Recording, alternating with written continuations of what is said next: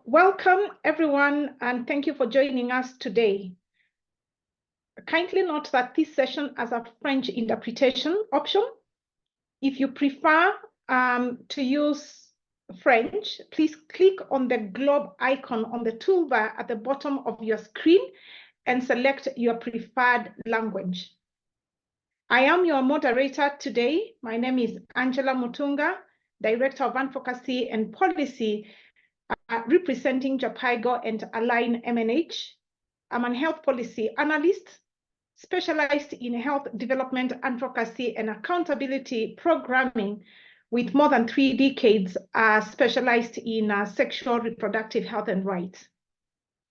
Again, I welcome you all to part 2 of the regional webinar focused on tools for advancing maternal, newborn, and child health advocacy and accountability at country, regional, and global levels. Part 1 took place last week on Thursday, June 27th. If you missed that session, the recording is already on YouTube, and the link is going to be dropped by my path colleagues in the chat box. Kindly download it and take your time to learn with the rest of us who were able to attend that session. I'll quickly move us to some housekeeping remarks before we start so that we are all able to effectively engage. For introduction, as I said before, kindly use the chat area to add your name, where you're joining us from, and which entity you are representing.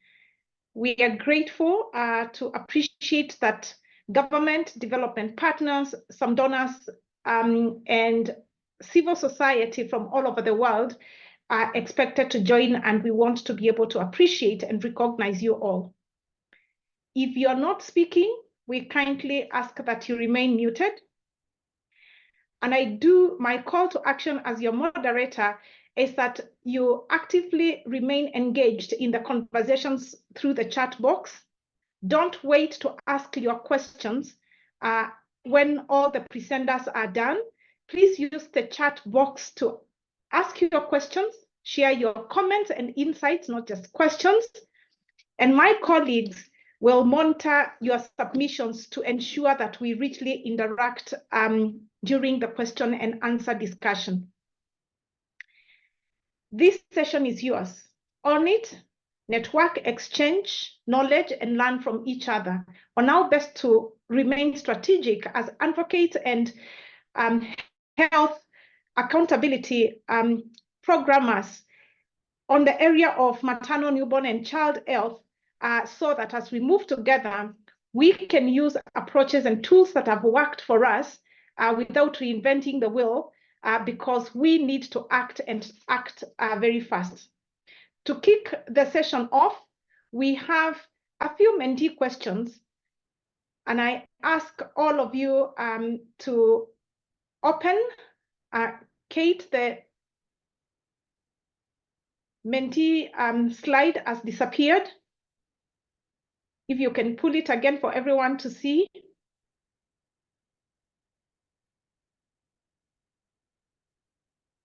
So kindly use the mentee code here and get to the first question.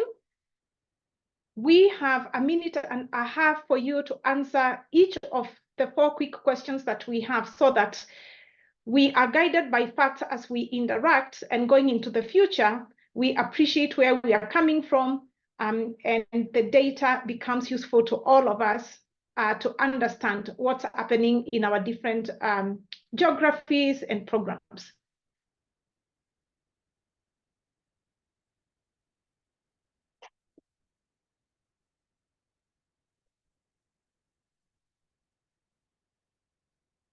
Let us know if you have any challenges through the chat.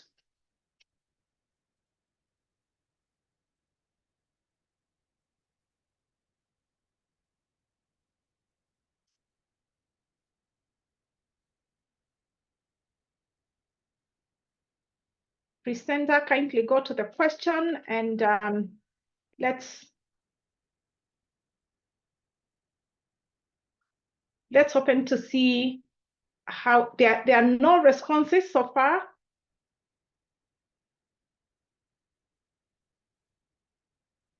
Any challenges?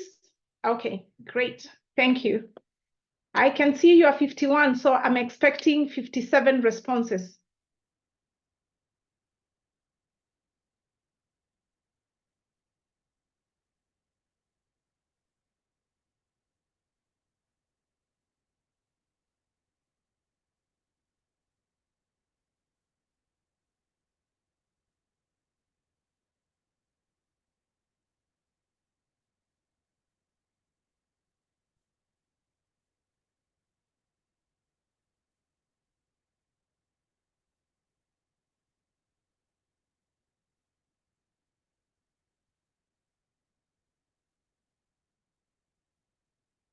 We have 19 responses. Keep them coming. We are about to close this question in the interest of time.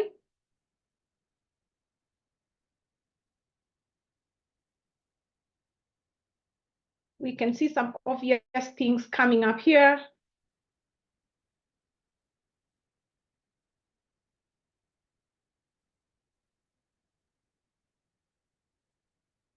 Using tech and technology. Great and new at this point. Great. So can we go to the second question?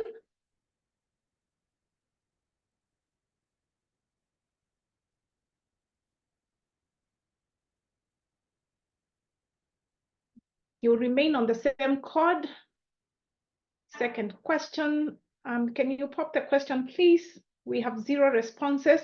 Colleagues, be quick.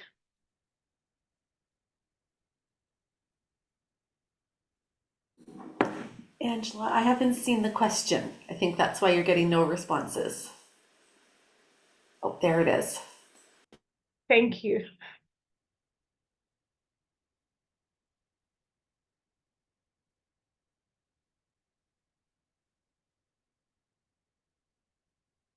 What specific tools are working well for you? And this question is very specific to accountability and tracking of policy and financial commitments.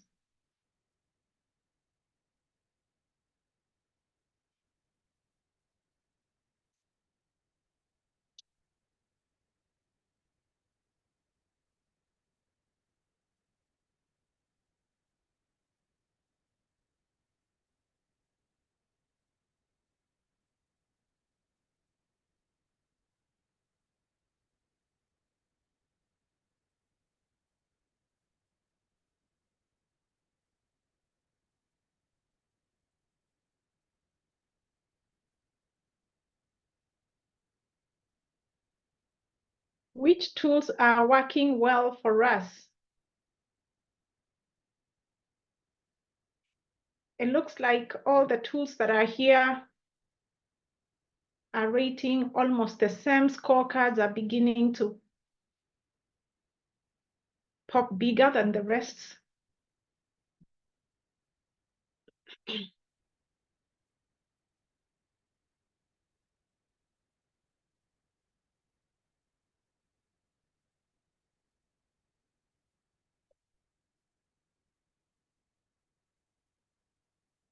Remember, this session is about tools.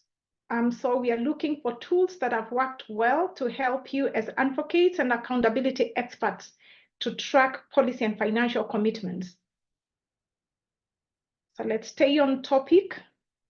So we have track 20, we have scorecards.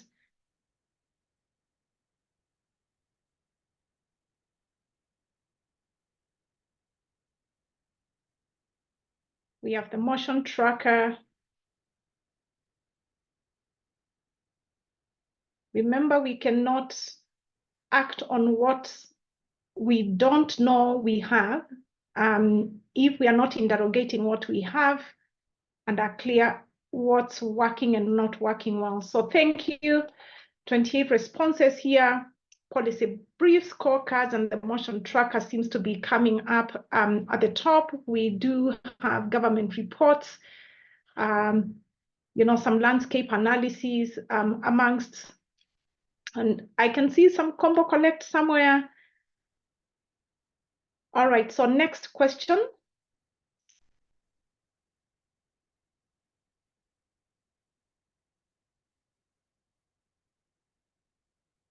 This question is about challenges. What challenges do you face in tracking policy and financial commitments?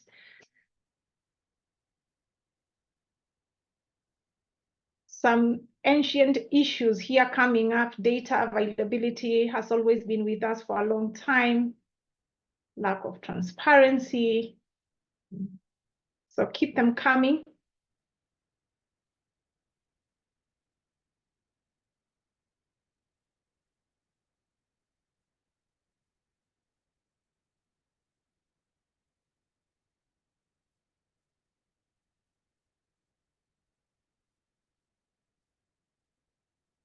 Lack of updated data. There are some that are coming through our chat box. Coordination of amongst civil society.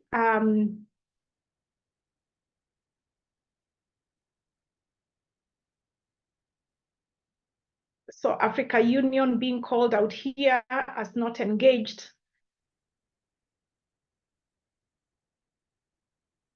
Weak civil society participation, varying definition of investments, delayed financial audits, which gets released a year after when we are already in the following, almost closing the following year. Late allocation of funds, I can see that coming through the chart.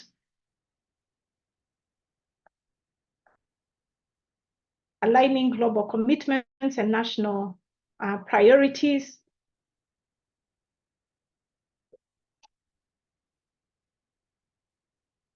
It looks like quite a number of things that really standing on our way to still be effective are not necessarily new, but same hold as tough. And so in this era of technology, probably beginning to ask myself and yourselves, how can we use technology to stream data where it's needed quickly, and working with our governments to support them in doing that so that we have what we need, disaggregated data and aligned. So we had 4 questions. Have we run through all of them? The last one, what support do you require to make more use of the tools that you mentioned, like the scorecards, the motion tracker? I saw quite a number of tools being mentioned there. The smart approach to advocacy. I see some responses streaming in. What support, colleagues, do you require?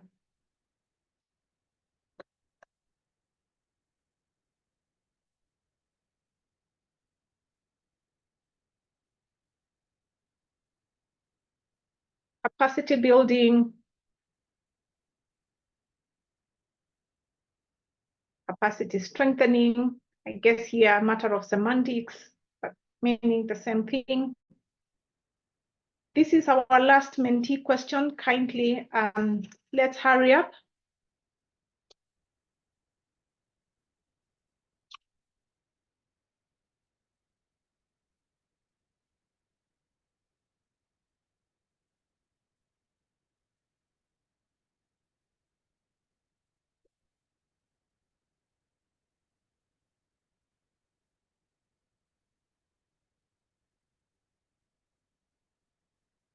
Tracking how to conduct effective advocacy.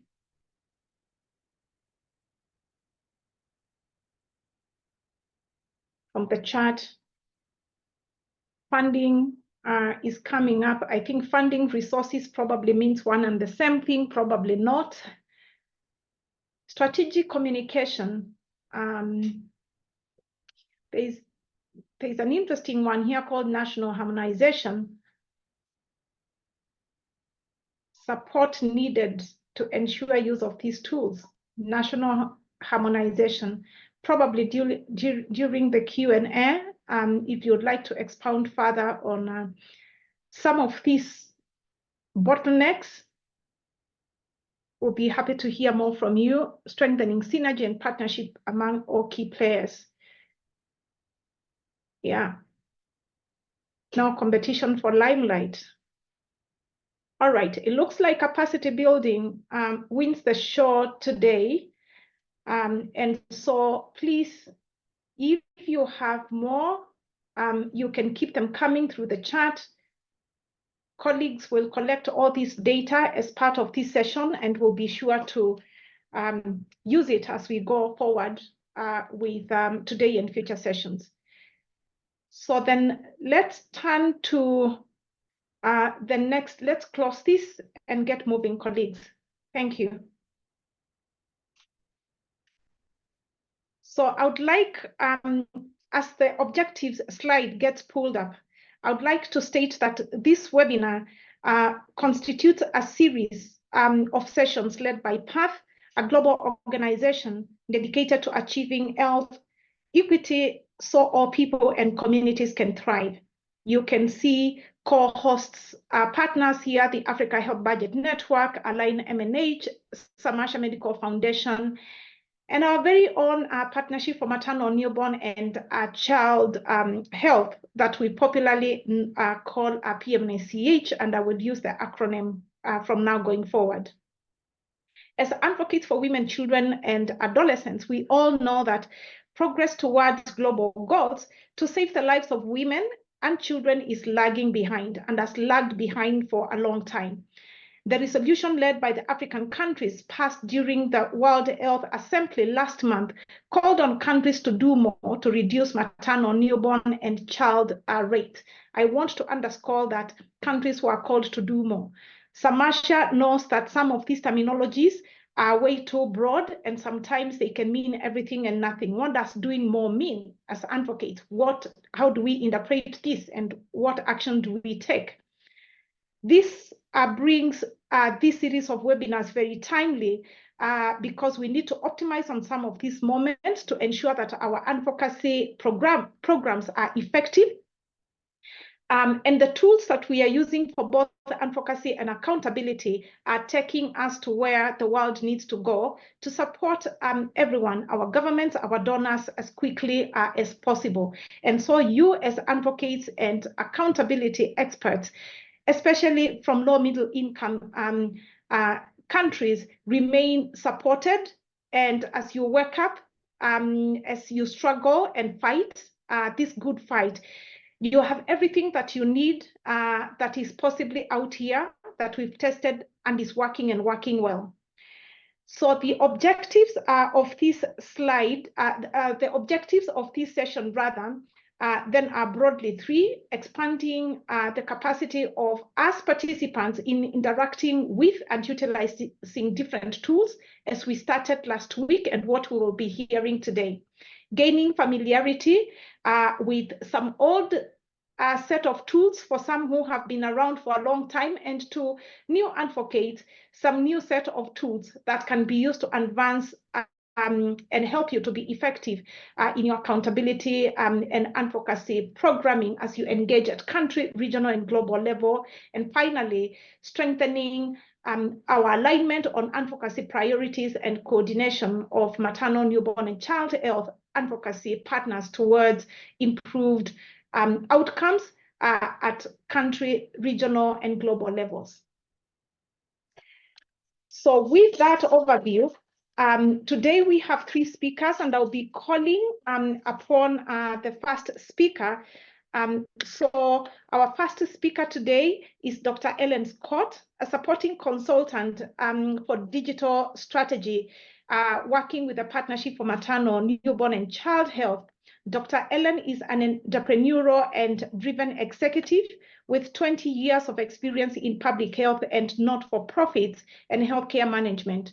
She currently is working with PMNCH team leading on digital technology projects.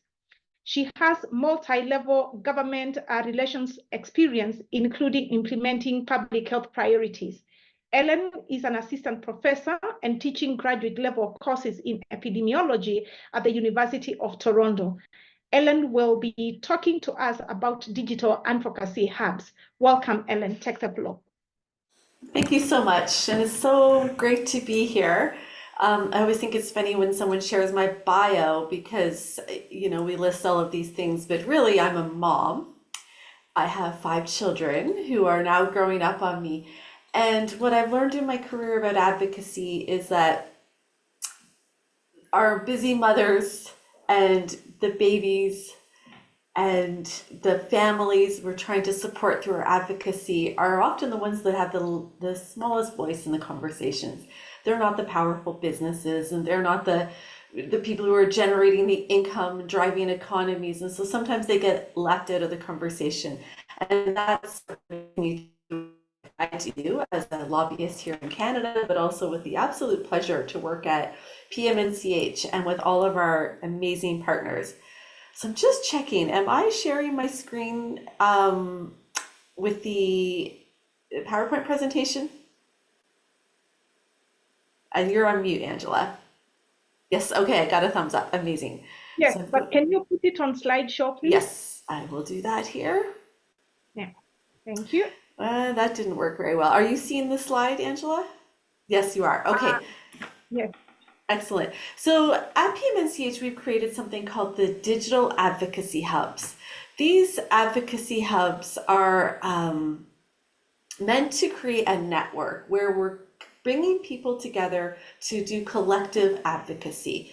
So you'll see here that I've kind of outlined what that network could look like. So we've got our 3 thematic areas at PMNCH, so maternal, newborn, child health, adolescent well-being, and sexual and reproductive health and rights. Then we have different constituencies. So these are the different types of organizations who partner with PMNCH. Civil society, for example, like PATH, Line MNCH, many of the organizations on this call, and partner governments, donors and funders, all of the different kinds of groups who we work with come together. And then the different countries who we are working with. So PMNCH has recently launched something called the Collective Advocacy Action Plan, which Ilse presented at round 1 of these PATH dialogues last week. To support the Collective Advocacy Action Plan in 10 countries, we have launched digital advocacy hubs in those countries. So what is a digital advocacy hub? I mean, it's a lot like what it's described to be. It's essentially a group, an online platform where we're bringing groups of people together who can do work collectively. So we can have all the toolkits in the world, we can have all the scorecards in the world, all the media lists, but unless we find a way to bring our voices together and to communicate with one voice to governments, all the chatter kind of gets lost. So what PMNCH is aiming to do is bring our partners together so that we can do collective advocacy. And we can use our resources, the knowledge products, the investment cases that are produced both by PMNCH, but also what we become aware of from our partners, and provide a platform so that our partners have access to that material to support their own advocacy. So you'll see here that we have hubs or groups for each of the constituencies that PMNCH has as part of our organization. We've launched a maternal, newborn, child health, adolescent, and an adolescent well-being hub. And then we are in the process of launching hubs for these 10 countries where we're launching the collective advocacy action plans. So I'm going to just actually stop sharing the PowerPoint presentation and now take you to the Digital Advocacy Hub itself to give you a live tour. So I'm just going to look for a thumbs up from you. First of all, how many of you are part of a Facebook group where I'm part of a Facebook group because I love to garden. So I have a Facebook group with other people who love gardening, and I can learn more about the different types of plants and the different types of diseases that kill my plants and those kinds of things.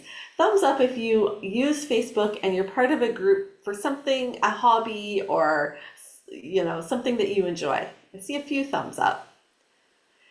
And so what we're trying to do is create something similar here for our work, which is a platform where we can come together without needing to have meetings, without needing to travel, and where we can learn and experience from each other. So similar to Facebook, we've got essentially a live feed here. So this is bulletin board where our partners can share information and let others know what's going on for their organizations. We've only recently launched these digital advocacy hubs, but we have over 1,100 individuals you can see. So I'm based in Canada. So when I open my map, it shows me who's over on my side of the globe. But if I go over to the other side of the globe over here, we can see, for example, our partners who have joined the digital advocacy hubs in Africa. If I wanted to find specifically partners in, let me scroll in here. If I wanted to find partners in, where am I on the globe here? South Africa, here we can click. I could find out who those individuals are. I can send them a message. I can connect. So if I have a project in South Africa and I want to find someone else who's working in a similar region, I can identify those here. And just as a reminder, this is a very small subset of PMNCH's partner group. We're just getting this launched. We can also see PMNCH's 1,400 organizational partners. So if you wanted to learn more about a private sector organization who partners with PMNCH, about a partner who works in your area, you can just search by location and find that organization. You could click here on the link about the organization, find out who the main contact is, what their name is, who else works there, visit their website, their social media handles, those kinds of things. We can also go to the hub. So in my previous slide, I shared with you the different types of hubs that we have. So here are our country hubs for the 10 collective advocacy action plans. Can I just get another thumbs up from you if you're from Kenya? I know we have at least a few people from Kenya here. You see a few thumbs up. Okay, so I'm going to give you an example here of the Kenya Advocacy Hub, which we launched about 10 days ago. So this is very early days, dear friends. In this hub, we have a welcome message, which just lets you see what the hub is and how to use it. We have a discussion board, so just again, a sort of live feed where we can share what's going on in Kenya, what the advocacy efforts are. We have our list of members in Kenya. 101 individuals have joined us from Kenya as part of this digital advocacy hub. We can see the events, the upcoming events related to women and children's and adolescents' health. So what's going on over July and August in Kenya. We can also see the commitments. So this dashboard here, and this goes to the advocacy tools that we were just speaking about. This dashboard shows you what are some of the commitments that have been made in Kenya or globally that Kenya has signed on to that can support their efforts to achieve improved maternal newborn child health. So if I select MNCH, maternal newborn child health, and I want to see, for example, high quality maternal newborn child health services for mothers, newborns, and children, I can select according to some domains of those commitments. I can select whether these are national or global commitments. We also have an option of regional commitments. And then I can also look at who made the commitment. So you'll see here in Kenya, using that example, the majority of the commitments that we've gathered are from the Ministry of Health. But if you also wanted to see global commitments, here's the Acting on the Call, Ending Preventable Child and Maternal Mortality. So we can see the Global Financing Facility commitments. You can see those as well. And if we scroll down, now we have a database of the commitments. So here you have an MNCH commitment that is the establishment of primary healthcare networks that was made by the Ministry of Health. And if we click here, it might take me a minute to open this up while I'm sharing my screen. If you click, you can see, so here's the Senate bill that was made on September 15th in 2023, and it describes the bill. So if you're trying to know what is the commitment that your government, the government in Kenya has made, what did they commit to doing, and what's the timeline, you have that information here. We also have the ability, if you come to the Digital Advocacy Hub and you find, wait a second, I know that there was something committed maybe by a regional and municipal government or by state government, you can add that commitment here and it will get shared for your colleagues in Kenya.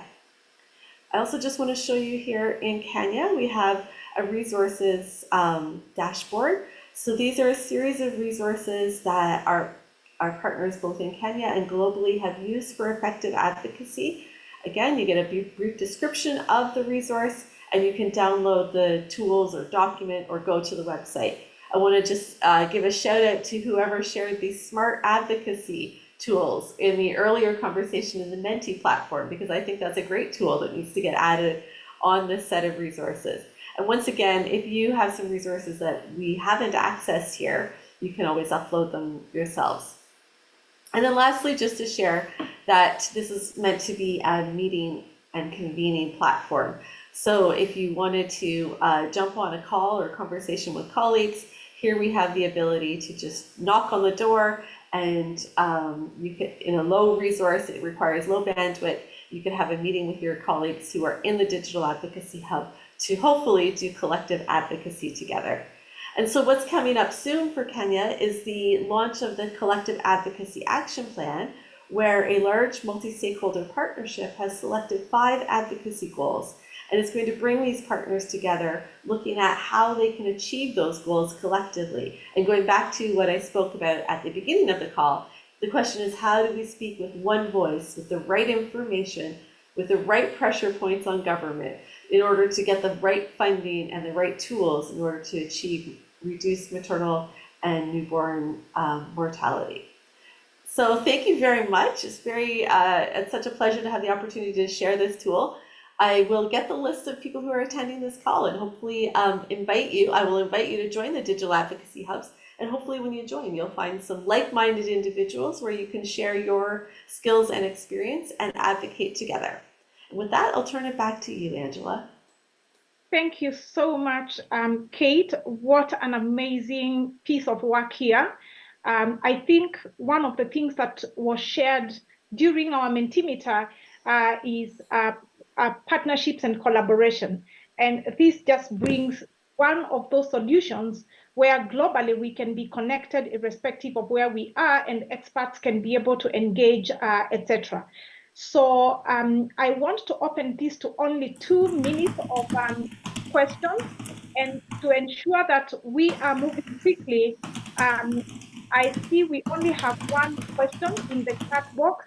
Kindly stream all the questions that you have so that Ellen can continue to respond on the questions as the next presenter comes on board. But we do have 2 minutes. Let me see what is there. Are there requirements to be a hub member?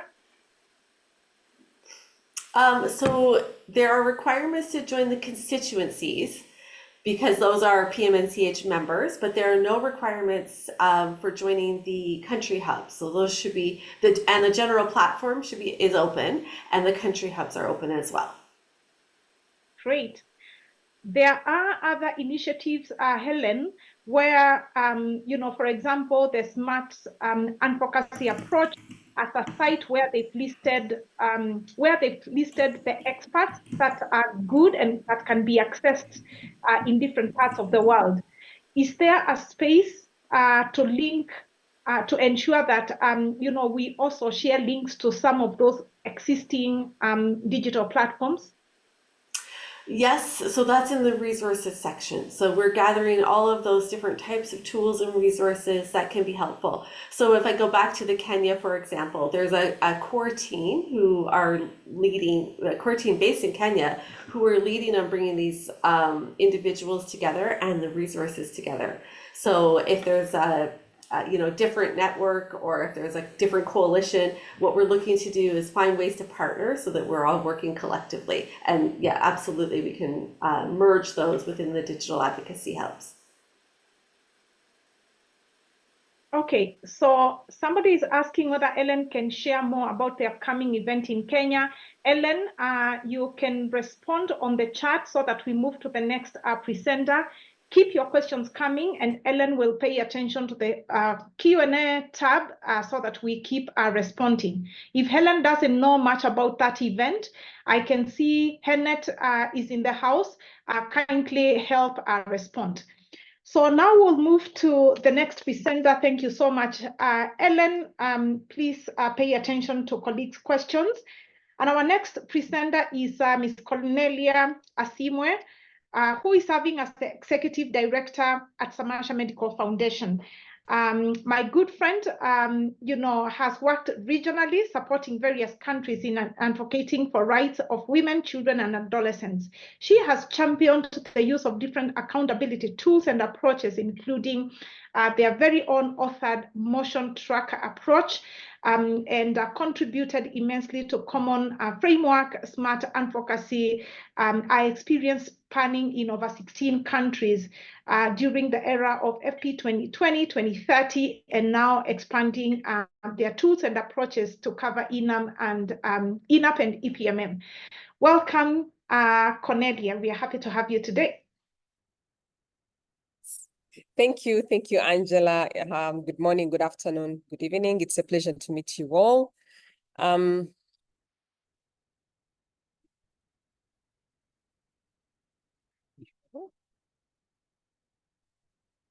you see my screen? We can see it, and it's on a slide mode. Proceed. Okay.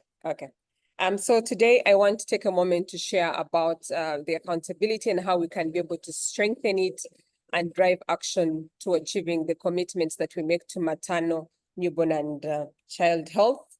And I want to take a moment to be able to introduce Samasha and tell you who we are. We are a local NGO that is based in Kampala, Uganda, that supports and improves health work around improving the health outcomes specific to reproductive, maternal, newborn, and child health in the Global South. Our primary areas of focus are centered around advocacy and accountability, our governance, health system strengthening, looking at commodity security, health financing, health workforce, and also health innovations and technologies. And I want to take a moment to also share some of our flagship projects or programs that we have been running, including strengthening accountability for women's health, specifically looking at the Every Newborn Action Plan and Ending Preventable Maternal Mortalities, the ENAP EPMM. And we have done a bit of budget advocacy and accountability because we know that it is important for us to follow the money and also know how much of it is actually being committed by government towards improving family planning. We have been also supporting the private sector and trying to increase the engagement to improving the commodity security using a total market approach, and then also strengthening adolescent health by supporting the development of costed implementation plans with support from Planned Parenthood and IPAS. We currently use a partnership model, working with different partners across the 17 countries. When we come and talk about accountability, for us, as you know, as some of you are familiar, the recent World Health Assembly that was held in May, as part of its agenda, one of the things that they prioritized was it is important for us to accelerate progress towards achieving the Sustainable Development Targets for newborn, maternal, and child health mortalities by accelerating action and making sure that we're able to have increased investments that address the concerns that affect the women and children. But we are saying that beyond doing this and looking at just this SDGs, we need to go down and see what do they actually mean? How can we be able to domesticate them and translate them into the common language that anyone of us can be able to understand? How can we be able to catalyze and increase or improve the partner participation and engagement? And we can see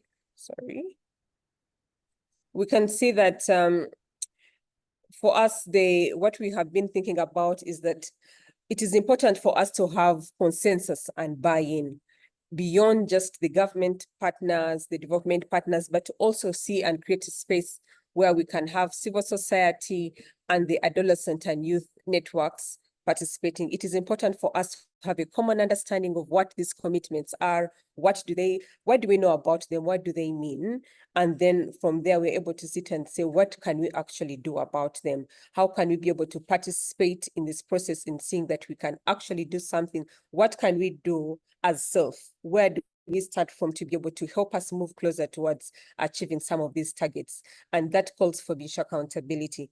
And for us to be able to achieve this, it is important that we highlight and showcase some of the different barriers that are slowing us down, that we are saying that we can be able to prioritize, that we can be able to use and say, can we be able to focus and prioritize some of these and have specific advocacy asks, working in cohesion with the government, with the development partners, civil society, and the youth network. And when we think about commitments, we said, why is it important for us to track these commitments? What do we need to think about? And over the years that we have been implementing the motion tracker approach, we learned that it was important, one, for us to have awareness of these commitments. And this table here shows us how far we have been able to know. When we engage, you can see the government, the development partners, civil society, the adolescents and youth networks, or the communities themselves. For FP 2030 commitments, you could see that there was high awareness of these commitments, except with the adolescents and youth and the communities. They knew about the commitments, they're aware of, yes, we have heard about them. Then we went to say, okay, do you understand what these commitments are and what they actually mean? And there we're able to also see that, yes, we even within government, we are seeing that, yes, they understand what the commitments are because they participated in the development of these commitments. But sometimes when you look at the partners beyond the technical working groups where those commitments were made, the knowledge would be varied. Then when it comes to civil society, it would be the same. It would also be weak. And then we have seen it growing with the adolescents and youth because of the continuous participation and engagement where they had, especially when we're looking at the FP 2030 commitments that countries made. But this is still low at the community level. When we come and look at the Every Woman, Every Child global strategy in 2018, 2019, with support from MNCH, WHO, were able to do an evaluation, which helped us show that there was very little awareness amongst the civil society and the adolescent networks around what the AWE commitments were and what they actually meant. And when it comes to the understanding, we would also saw that it was still varied, and that continued. And it was now later reflected in the NAP and the EPMM action plans, where we are seeing that there is low awareness and low understanding of these action plans, what it is that the CSOs can be able to do and how they can be able to partake of this process. The other thing that we also thought and looked at was, what is the degree of participation of civil society at country level? It is one thing knowing that we have these commitments, that we are using the different networks up to be able to sit at the global level or at the region, but we want to go and sit within the different countries to be able to sit and appreciate and see that with the local CSOs themselves actually know these commitments and are participating and involved in achieving these commitments and seeing what they can actually be able to do within their small means. And we see that that is still low for the Every Woman, Every Child global strategy and the INAP EPMM.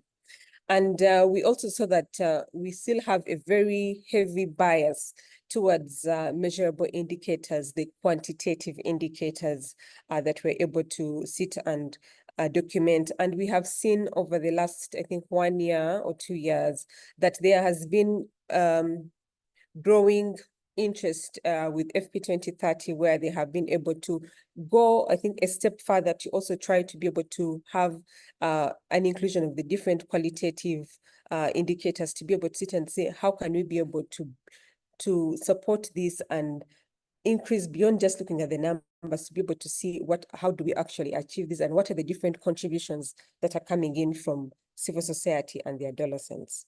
And we see that is important for us to be able to see how we can garner that same energies, the synergies towards the maternal and child health commitments. It was against this background that Samasha developed the emotion tracker approach, a civil society-led approach for strengthening accountability, driving action at every step of the process, from commitments formation to achievement. And we see that this is centered around 6 steps. Step 1 that looks at the identification of the commitments, trying to understand what was the rationale for coming up with these commitments, why that commitment, what does it actually mean, how can we be able to participate, what do we need to do to be able to move one step further and know we are progressing, what are some of the different process indicators that we need to be able to come and agree on that we can be able to measure ourselves against beyond the outcome indicators that we already have.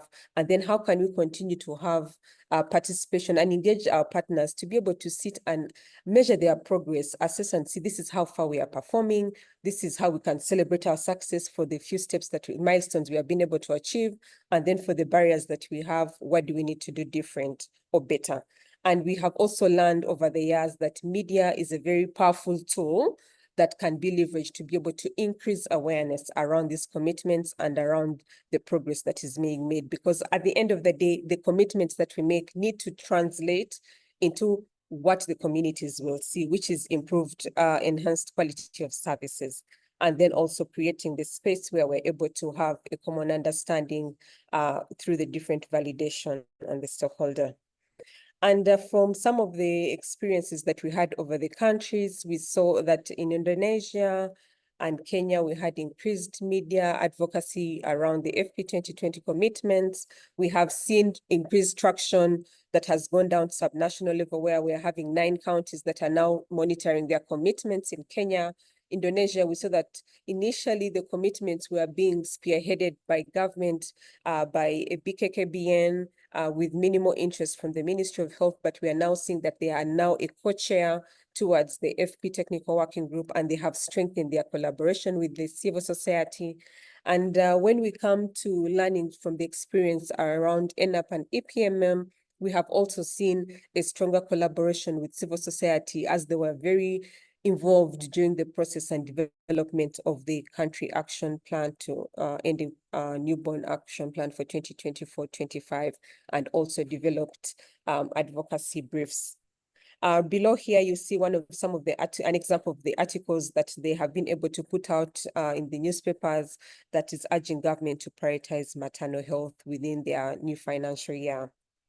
And our benefits from using the motion tracker, we have seen that it is adaptable, it is very dynamic, and can easily be used for global, regional, and national commitments. It tracks both the financial and non-financial commitments. It helps us to be able to highlight and showcase the different actions that the different commitment makers are making beyond just government, but to also showcase what civil society is doing, what the adolescents are doing, and to see how they can also be able to bring their contribution to table towards these achievements, and then recognizing the different voices of our champions and ensuring continuous engagement and participation. And lastly, being used as an advocacy tool to improve transparency and accountability. And ultimately, what that means for us today in this discussion is we want to see enhanced understanding and translating of these global commitments into local action. But how can we be able to do that? We have seen from the lessons in the implementation in the 17 countries that we have seen, there's been grown consensus and common understanding on these commitments based on the different country contexts. We have seen increased transparency and accountability, which are crucial towards achieving these commitments. And then the power of voice, as Helena said earlier, that it is important for us to have one voice. And this comes when we work together, when we strengthen our collaboration beyond just the health actors, beyond just government and development partners, but to also say that us, the indigenous CSOs, the other partners, have a contribution to make. Even media, we still have a contribution to make. And we think that by increasing our participation and engagement of the civil society within the ENAP EPMM spaces, we will be able to see increased traction around MNH, we'll be able to see increased participation, around it, and then also see that we are able to sit and measure and see increased progress towards these maternal and newborn health commitments. Thank you, and I will hand it over back to you, Angela. Thank you very much. Thank you so much, Cornelia. The second presenter has actually helped us to appreciate that one of our pain points that was discussed during, that you pointed out during the Mentimeter is on transparency, transparency, data access, etc. And I think what Cornelia is bringing to our attention is that Motion Tracker has is a tool that helps us to partner together with our commitment-making countries to unpack a lot of broad conversations in a way that, we can enrich the conversation, but begin to bring some, concrete, transparency, from the way the information is broken down. And definitely, we want to applaud this team for not only, kicking us off the Motion Tracker in the area of family planning, but now beginning to see that with what has worked and worked very well as a best practice, now expanding this to in-app EPMM space, because we need to be everywhere. The conversation that we are talking about is integrated, and we need to integrate our discussions and make sure that we are not leaving any cracks or room for advocates and accountability programming and not to be able to, be effective. So I do have 3 minutes for questions. I noticed that we are still having lots of questions coming through the chat.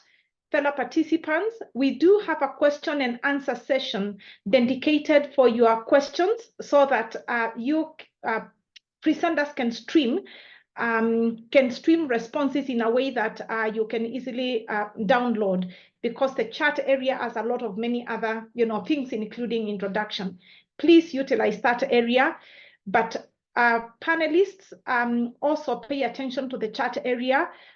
We will do our best, because as fellow panelists, we cannot post anything in the chat, but I'll keep helping you to pay attention. Okay, so Monica Otieno has a question here for you. Have you identified champions, build their capacity within the governments who are using the tracker? And again, asking this because there's need for ownership. I think this question is specific to Cornelia. I want to believe so. So Cornelia. Yes. Yes. To respond to Monica's question, yes, we have had champions within government who have been mentored and are using the Motion Tracker. And I can share an experience from Kenya where it has been adapted by the NCPD itself. And we have had the regional officers oriented and are actually using it to be able to track performance against their commitments, both to family planning and also the ICPD commitments, because that is one of the means that we have been able to see the institutionalization or the ownership coming in by the governments. And we continue to do that within the others as well. Thank you. And for those who are not from Kenya, NCPD means the National Council for Population and Development, which is a semi-independent government unit.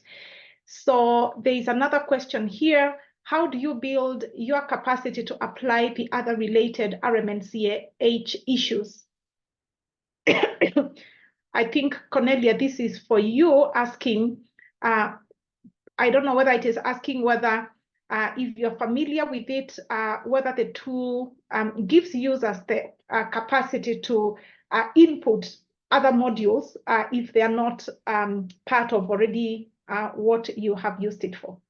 Yes, yes. As I mentioned earlier, the Motion Tracker framework approach is dynamic and highly flexible. We have been using it largely for family planning, but now, as I've mentioned earlier, we are now transitioning it and growing it to be able to sit and see how we can be able to focus into other areas. For now, we are prioritizing maternal and newborn health, but it has the flexibility to be able to go and track the other commitments as well, because it is centered around fostering civil society participation and engagement. So it can be tweaked as countries choose or they deem fit. And I can also share that we have been able to use it in Uganda to be able to support the neglected tropical diseases and be able to see how we can be able to get action around that. So it has that ability to be scalable to the other areas as well. Thank you. And finally, there is the last question. Are the trackers, let's focus our attention to the motion tracker here so that Cornelia is focused. Is the tracker intended for only global policy actions? I mean, because you said it is translating global commitments into, local, concrete, kind of like actions. So Cornelia, is it just intended for global policy or global commitments? If, for example, within a country, we have all these policies and very localized commitments, can it also be used for such?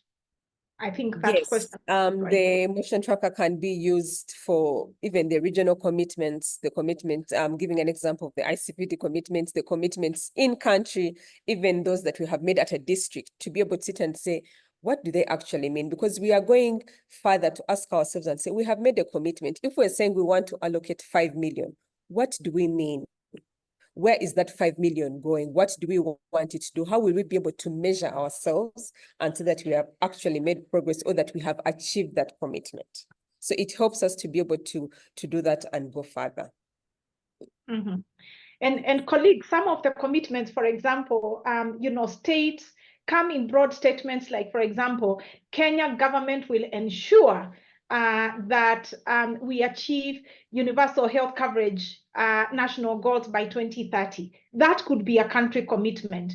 So now the complexity of that commitment can mean action or no action at all. I think what Cornelia is saying, that if there are such kind of commitments, even at the country level, then it gives you an opportunity to say, to basically still be able to hold your government to account by further breaking down that commitment, utilizing the detailed information that the country has. So thank you very much, Cornelia.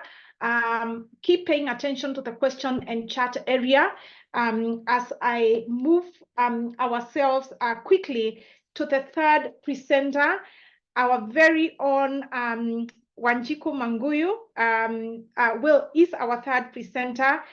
Thank you, my good friend Wanjiku, for being here. Wanjiku is an accomplished public health professional with over 12 years of experience working in policy advocacy that impact the lives of women and children. She is currently responsible for the design and execution of initiatives to strengthen the capacity of PATH and its partners to engage in impactful advocacy, strengthening linkages between country programs and facilitating opportunities for South-to-South collaboration and learning, such as what we are doing today. Wanjiku serves as the Regional Advocacy and Policy Advisor at PATH, and I can add that she's based out of Nairobi, Kenya, where I'm also housed or based. Wanjiku, welcome to the stage. And Wanjiku will be sharing with us, will be introducing us to the 10-part advocacy curriculum that PATH has curated over the years, which has been ready, for consumption, adaptation, and use across geographies and regions. So Wanjiku, happy to have you here. Take the stage. Great, thank you. Can you hear me? Yes, very well. Okay, fantastic. So thank you so much, Angela, for that very kind introduction. As Angela mentioned, I will be speaking to our PATH's 10-part framework. We use this framework for advocacy strategy development. We've used it for several years, and we want to use this opportunity to share more with advocates who are working across the MNCH spectrum.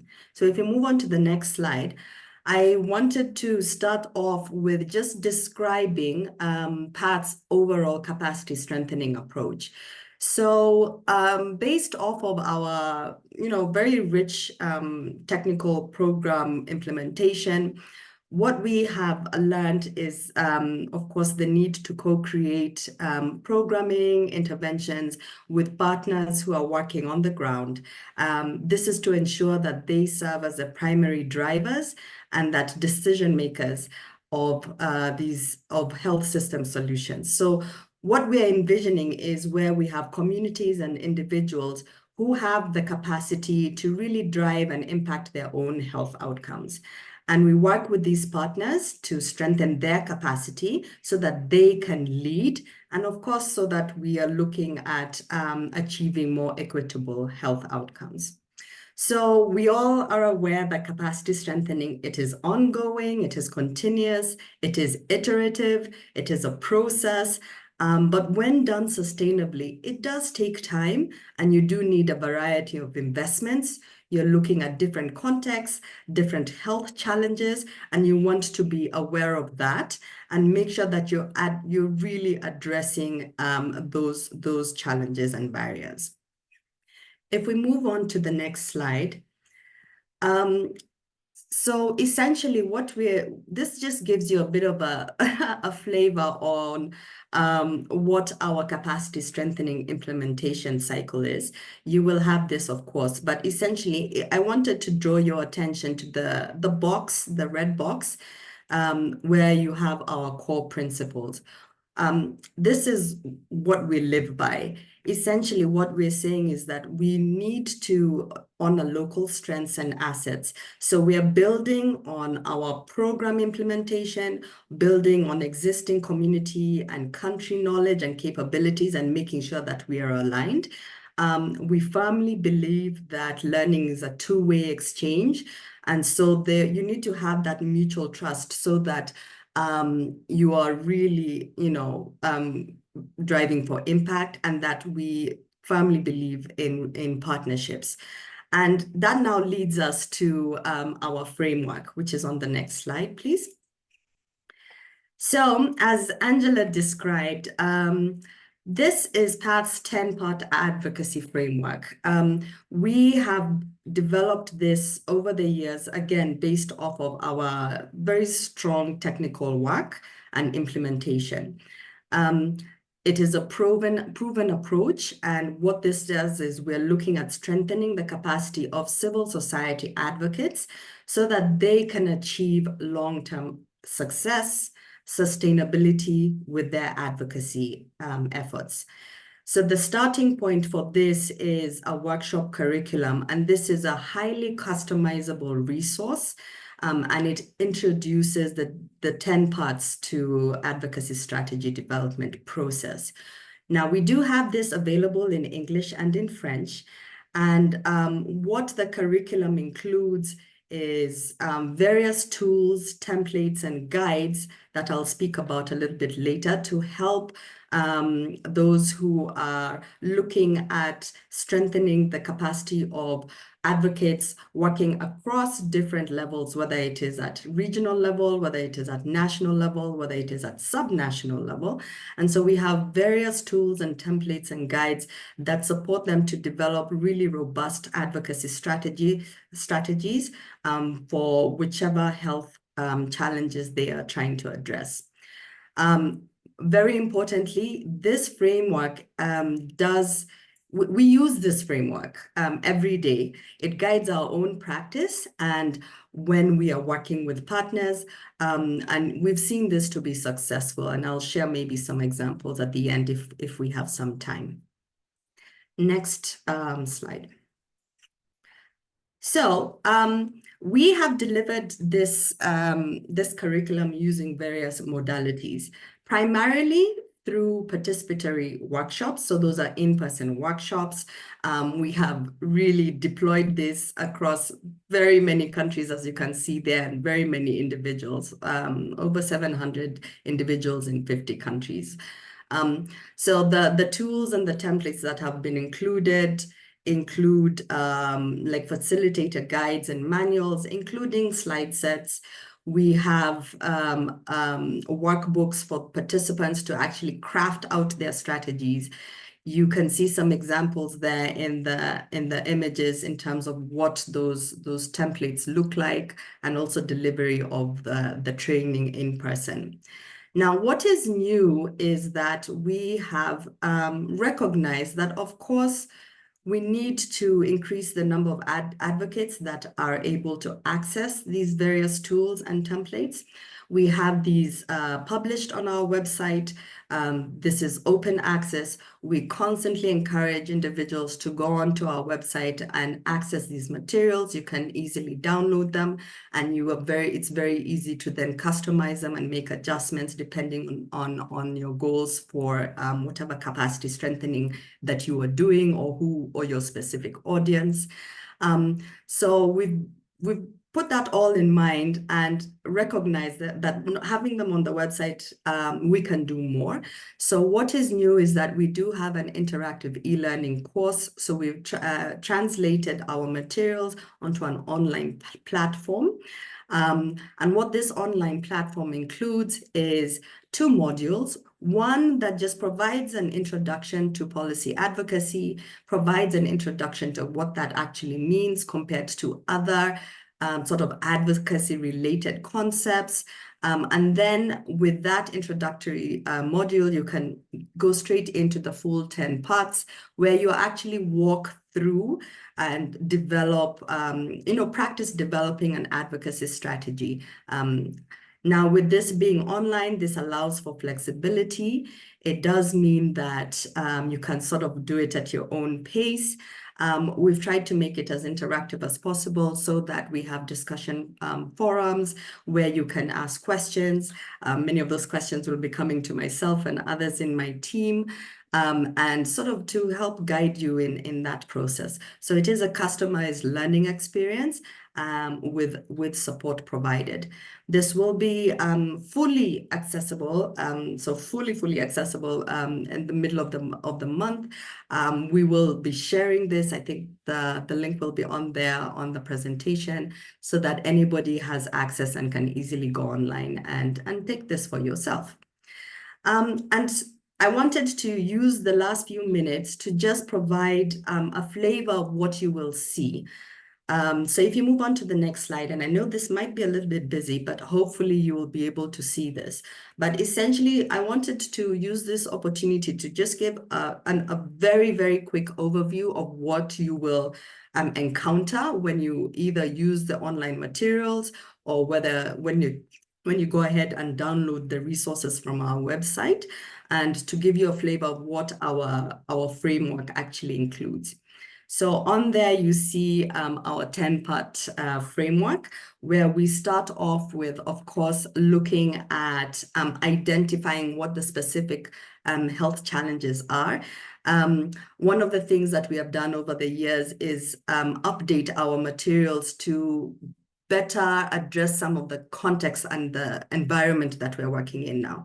So for example, a lot of the work that we as advocates, we as civil society are doing is going beyond just policy adoption. The previous 2 presenters talked a lot about the accountability, the tracking, the tools they are using to hold decision makers to account. So we've done some of these updates to include those aspects, looking specifically at policy implementation and not just looking at policy change. Then we look at helping you develop very clear policy goals, where we're really looking at what are the policy solutions that would address your problems. Who is it that you need to target when we're looking at our decision makers and our influencers? And what are the champions? Who are the champions that you need to be working with? What are the interests that are affecting or impacting the specific health issue that you're working on? Then we also go into what are the common sort of opposition and obstacles that we face. Earlier, we talked about the difficulties in tracking financial commitments when we're looking at allocation versus disbursement versus utilization, things like that. When we're looking at when your solution, your policy, your proposed policy solution might be not controversial, but you might not have as many people on board with it. So how do you address and really face those challenges? We then look at also looking inwards in terms of what your strengths are, what your weaknesses are. And then we spend a lot of time looking at how do we then partner? Who should you be partnering? And again, going back to some of our core principles, partnership is key to successful advocacy work. Then we go into developing various activities, tactics, what tactics are most effective depending on which on the challenges that you're facing. Are you looking at using media? Are you looking at really working internally with decision makers? How are you engaging with civil society? What is most impactful? And then also, how do you develop clear messaging, and how do you finally then measure the success and progress of your advocacy? So this gives you essentially just a broad overview of what you would encounter. We have used this framework in a variety of contexts. We've used it when looking at developing proposals or looking for resources to fund our advocacy work. We have used it more recently when we're looking at transitioning advocacy work to advocates who are working in communities, who are working on the ground, who are working at subnational level. We've also used this framework across different technical areas, whether it's family planning, whether it is maternal newborn child health, whether it's immunization.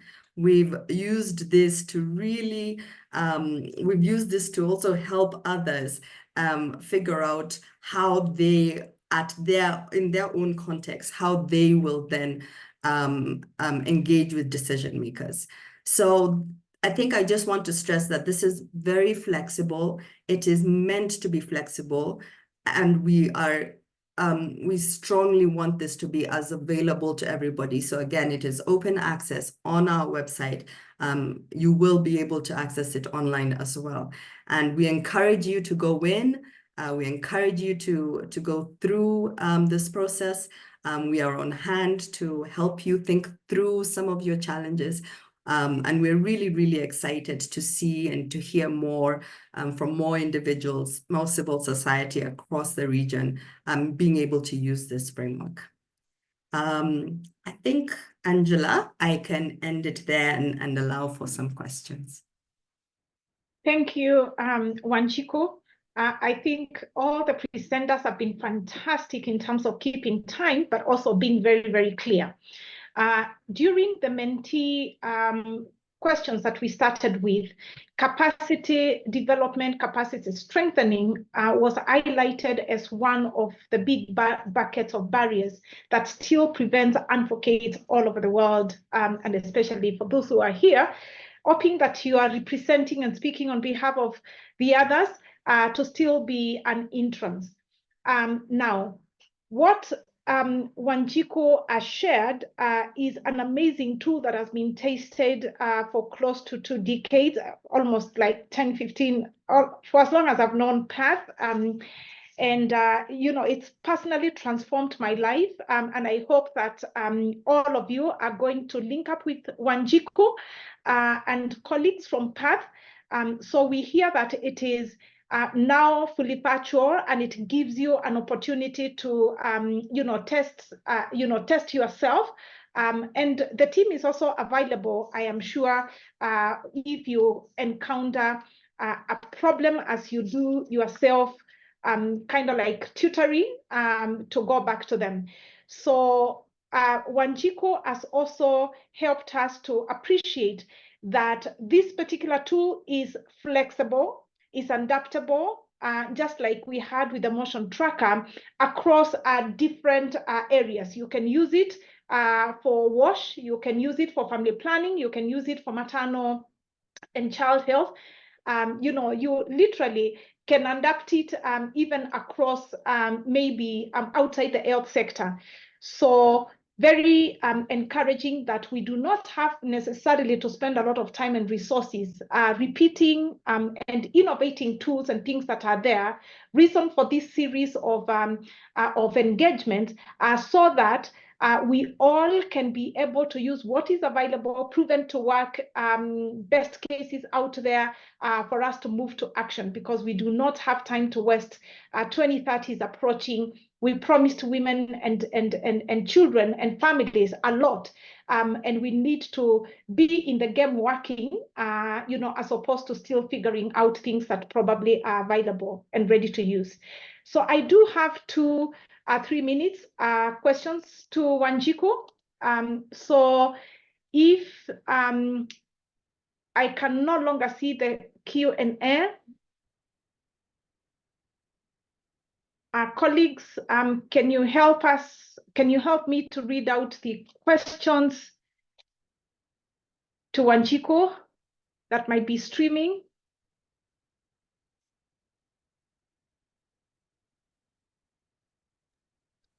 Angela, there's a question in the chat for Wanjiku. Okay. Is it the one? Okay, thank you very much for presentation. Having used the tool, could you kindly share lessons learned in the use of the tool to help civil society who would like to adapt it in their own context? Key lessons learned, Wanjiku. Yes, no, that's actually a really, really good question. And that is pretty much what we want civil society to do, is not just to sort of take it and apply it, but to really adapt it, which is why we're so keen on making this easily accessible. So some of the lessons that we have learned, one of the key things I have learned using this framework is that it's very adaptable to the different contexts. So as I was saying previously, we have used this with advocates who have not seen themselves as advocates, who would not describe themselves as advocates, but they're actually doing work that would influence policy. So the framework allows you to either simplify the content in terms of developing strategy, or you can use it with more advanced or more experienced advocates. So one of the key things key takeaways I always like to share with individuals is that it is adaptable. And you can always come to us and ask for more information. The other thing I would say is that when we've used this with civil society, when they have taken it on, it's been very gratifying to see how they have used this framework to strengthen the advocacy work that they are already doing. So they've been able to be more focused, to identify tactics that are more effective. As we said, a lot of the time we don't have an unending pot of resources to do advocacy work. So the framework has allowed advocates to really sit and reflect and then develop tactics, approaches that are more impactful, more effective, and really drives them to their overall goals more effectively. So that's one of the things I think that I would say in terms of a key learning. I'll share some more maybe on the chat. Yeah. And thank you so much, Wanjiku. What I can add is that from the core principles that you saw, it's a two-way learning. And basically, while applying it, you learn from government and government learns from you. Again, it applies a principle of partnership. It is not, government also doesn't know everything. And so the tool, helps us to approach a partnership with government, not with an assumption that there is a deliberate move by governments not to serve the population, but rather, utilizing the tool to also be a true and respectful partner with governments to find out what works, what doesn't work, and together help you to find tactics and solutions that work best. So as we move to close, the only other question I can see here for you, Wanjiku, is whether PATH would be willing to present these tools during the capacity building sessions with our PMNCH partners on the digital health advocacy hubs? I want to imagine that it's a loud yes, but can you talk for yourself? A very loud yes with a very big smile on my face. Absolutely. We would love to do that. I think we can take, we can carry that conversation on, but definitely that would be so appropriate and would very much want to partner with you on that. Yeah, and I think it's just not about the PMNCH requesting here. As organizations represented here, part of why we are doing this series is so that you also get exposure to who is the author and has more experience in using which tool. You can reach out to Path if you want them to just do it for your own organization during one of your learning sessions. I'm not overcommitting Path, Samasha, and Helen, but what I'm saying that I think we are doing this so that we can know what is in existence and how best we can partner with various initiatives across the globe as advocates. All right, so we will now move towards closure. Keep your questions coming through the chat. And I want to present the last mentee question. Just running well behind with about 4 minutes, but we'll do our best to still close on time. Could you pull the mentee question? All right, so we do have the last question, and I'm asking my my co-presenter here: Are we using the same? Are we using the same code? Yes, we're using the same code. Okay, so we have the final question. Still, after listening to the 3 presenters, Helen on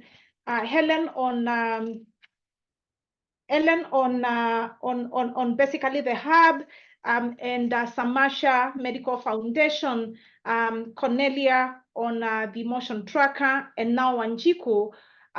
What support would you require so that you can, as an organization, as networks, utilize these tools better? So this question came earlier, but let us know whether there's something which jumps up out of what already was responded to here.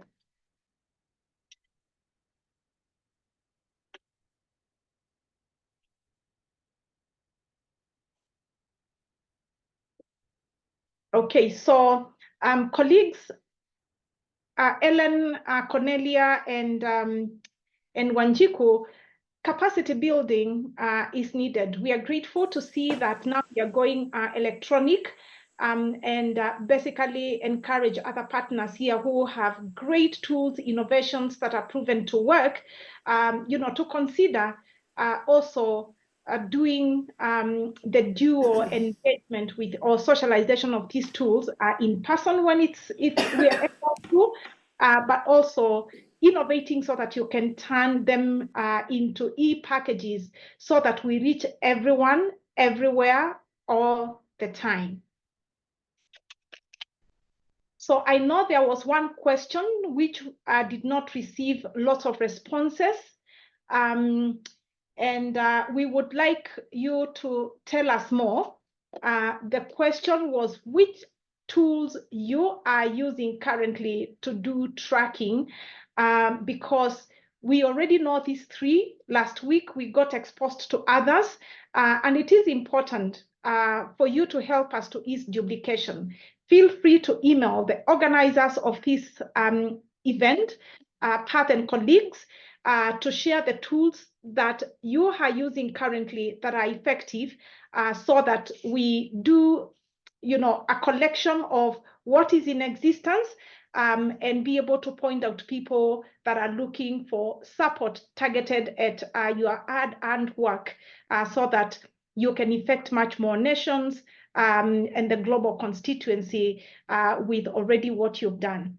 I want to take this opportunity to thank everyone for joining, and quickly hand over to Esther to lead us towards the closure in the remaining few minutes. so that we get to hear more on the global maternal, newborn, and child health and immune, who is Esther Nasike, works with Perth. She's the global maternal, newborn, and child health and immunization advocacy lead. So please, Esther, take over and close the session. From me as a moderator, I'm delighted to having the opportunity to interact with all of you. Thanks. Thank you so much, Angela, for the fantastic job that you've done today, like you always do. I'm going to request our participants to give you a thumbs up so they know that we do appreciate, and we all appreciate that you did a fantastic job. So somebody help me. Yes, yes, there you go. There you go, with also some heart emojis, Angela. Thank you so much. So this brings us to the end of our second meeting in in our quarterly dialogue series. We really appreciate you all for joining. But just before you leave, I want to introduce us to the idea that we are sharing today. So we know that we are 6 years away from the 2030 deadline for meeting the SDG targets on MNCH. We know that many countries, especially those in sub-Saharan Africa, are off track. And so we also know, or we are coming from the 77th World Health Assembly, where member states endorsed the resolution to accelerate progress towards reducing maternal, newborn, and child mortality. So we are proposing to develop advocacy briefs for the Africa region, but also briefs that are very country specific, to support us in advancing the MNCH advocacy as we move towards the 2030 deadline. So my request before you log off is for you to join a small task team of advocates, of technical experts that can contribute to developing very strong advocacy briefs for the reasons that I have explained. So to do that, I'm going to invite you to send an email to PNJAO, that is Pascaline Njao, pnjao@path.org. It should be on the screen.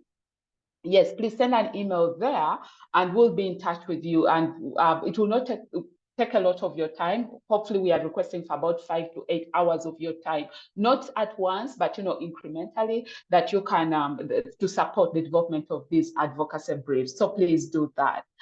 And then secondly, I also want to announce to everybody that our next meeting will be held in September. So if at all there are topics that you would like us to discuss, and if I could move to the slide that has my email address and Angela's email address as well. If there are topics that you think we should discuss, please, we invite you to send me an email and just say, let us talk about this as a group of advocates that are supporting MNCH advocacy in the region.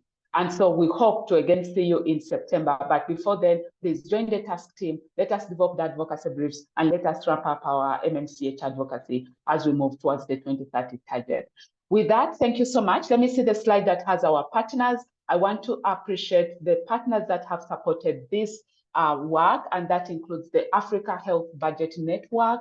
It includes Align MNH. It includes JAPIGO, PMNCH, and Samasha Medical Foundation.